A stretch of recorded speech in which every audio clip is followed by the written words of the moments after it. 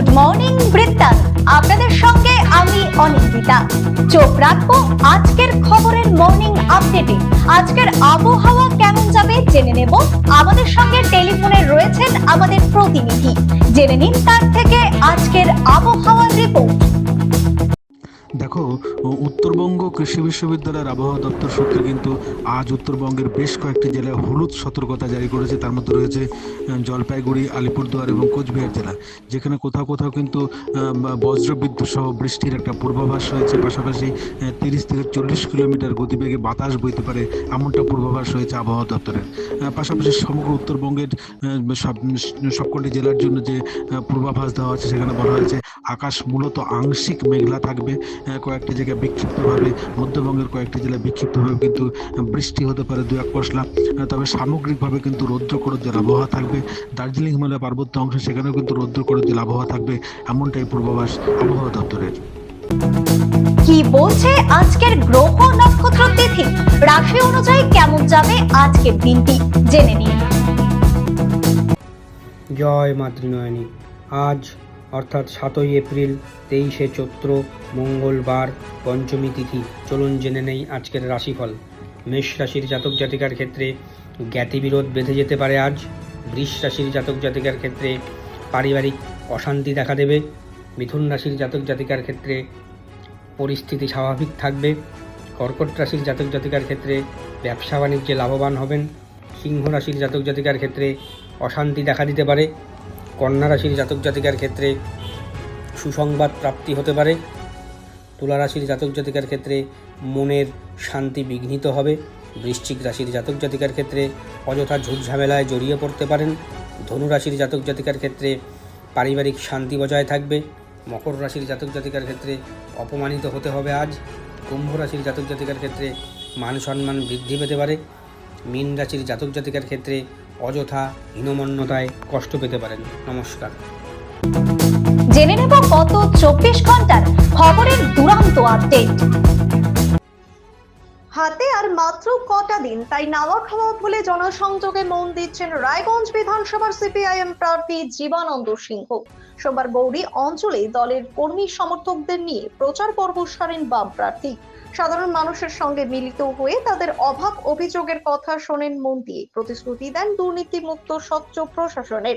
জীবনানন্দ সিংহের মতে এসআইআর এর কারণে সাধারণ মানুষ মুখ ফিরিয়ে বিজেপি তথা তৃণমূলের দিক থেকে অনেকটা ভরসার জায়গা তৈরি হয়েছে সিপিআইএম এর ওপর। ভরসাকে পাথেয় করেই আগামী দিনে বিধানসভা নির্বাচনে ভালো ফল করবেন তিনি।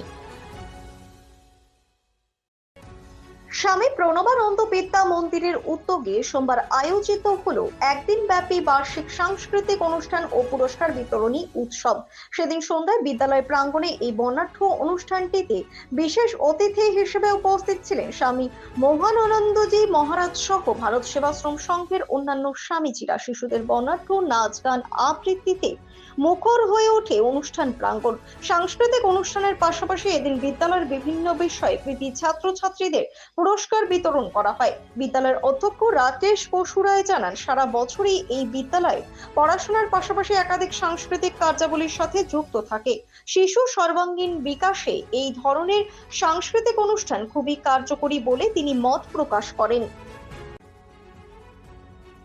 উত্তর দিনাজপুর জেলার বাংলা বিহার সীমান্তে নগদ 5 লক্ষ টাকা উদ্ধারের ঘটনায় চাঞ্চল্য ছড়িয়েছে। নির্বাচন কমিশনের আধিকারিক, কেন্দ্রীয় বাহিনী এবং পাঞ্জিপাড়া পুলিশ ফাঁড়ির যৌথ অভিযানের নাকা তল্লাশির সময় একটি গাড়ি থেকে ওই টাকা উদ্ধার করা হয়। জানা গিয়েছে, নিয়মিত চেকিং চলাকালীন সন্দেহজনক গাড়িটি আটক করে তল্লাশি চালানো হলে নগদ অর্থ উদ্ধার হয়। এই ঘটনাকে কেন্দ্র করে রাজনৈতিক মহলে তীব্র প্রতিক্রিয়া তৈরি হয়েছে। প্রতিদিনের প্রতি মুহূর্তের খবরের আপডেট পেতে চোখ রাখুন নিউজ বৃত্তান্তের ফেসবুক পেজে। সাবস্ক্রাইব করুন নিউজ বৃত্তান্ত ইউটিউব চ্যানেলকে।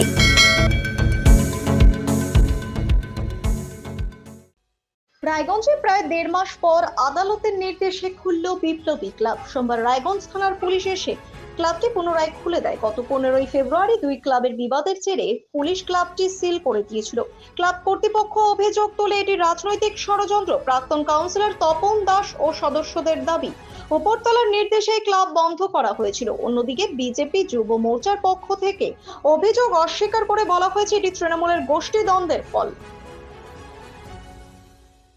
হেমতাবাদে একটি কলেজ স্থাপন করা, উচ্চ মাধ্যমিক বালিকা বিদ্যালয় স্থাপন করা, ফায়ার ব্রিগেড স্থাপন করা সহ হেমতাবাদের সার্বিক উন্নয়নের স্বার্থে মোট 11 দফা দাবিতে হেমতাবাদ বিডিও অফিসে ডেপুটেশন দিল হেমতাবাদ নাগরিক কমিটি। সোমবার 11 দফা দাবি দেওয়ার সমন্বিত স্মারকলিপি হেমতাবাদ বিডিও অফিসে জমা দেওয়ার পাশাপাশি হেমতাবাদ পুরনো বাস স্ট্যান্ডে পথসভা করা হয়। সংগঠনের সভাপতি অজিত কুমার রায়, সহ সম্পাদক অশোক কুমার ভৌমিক সহ অন্যান্যরা উপস্থিত ছিলেন এদিনের এই কর্মসূচিতে।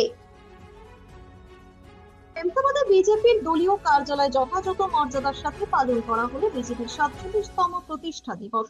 সোমবার সকালে হেমতাবাদে বিজেপির দলীয় কার্যালয়ের সামনে পতাকা উত্তোলনের পাশাপাশি দেশ নায়কের ছবিতে পুষ্পার্ঘ্য নিবেদন করা হয়। সেই সাথে দিনভর সমাজ সেবামূলক কর্মসূচি গ্রহণ করেছে বিজেপির নেতৃত্ব। বিজেপির হেমতাবাদ মন্ডল সভাপতি বিপ্লব সরকার, সাধারণ সম্পাদক মলয় কুমার দাস সহ অন্যান্যরা উপস্থিত ছিলেন এদিনের কর্মসূচিতে। গুড মর্নিং বৃত্তান্ত আজ এই পর্যন্তই। ঘরে বাইরে খবরে থাকুন, চোখ রাখুন নিউজ বৃত্তান্তে। নিউজ বৃত্তান্ত, হলুদ নয়, স্বচ্ছ।